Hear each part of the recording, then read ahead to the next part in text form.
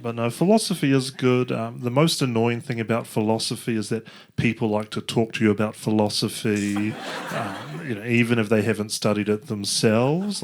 Like one time after a show, a man came up to me and he said, "What's your philosophy?" And I said, well, my thesis was about whether or not the universe is deterministic in nature and whether or not all the world's events had to occur in the order they did, and could our concept of free will survive in such a universe, or do we have to do a complete overhaul of our understanding of metaphysics? And then I said, what's your philosophy?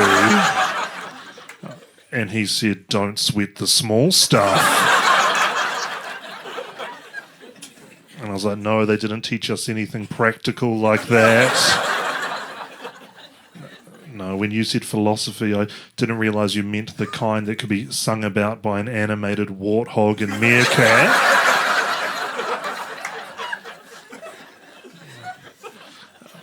No, but philosophy was good. And back at uni, I had to tutor students in philosophy. I had to tutor students in philosophy. And actually, 2,000 years ago, Socrates, he was put to death for teaching children philosophy because they thought he was corrupting the youth.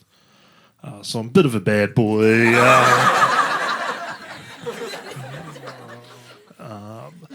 But I had to teach ethics, and in ethics you cover a lot of controversial subjects, and I had to teach the ethics of abortion. It was a very short course. They cut it off at 12 weeks.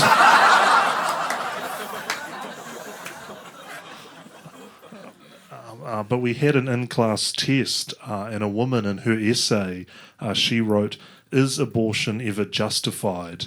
I will answer this question with a definitive no, crossed out.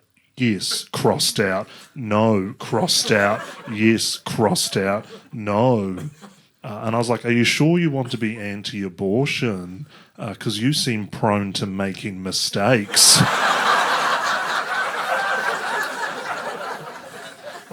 But no, I gave her a B for that. A plan B. But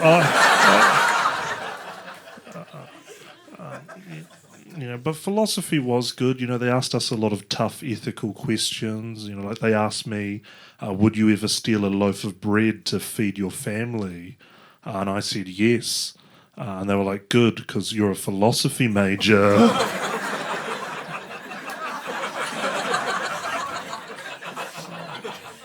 I don't even need to finish the joke. All right. The show's going to be half as long tonight. That's your fault.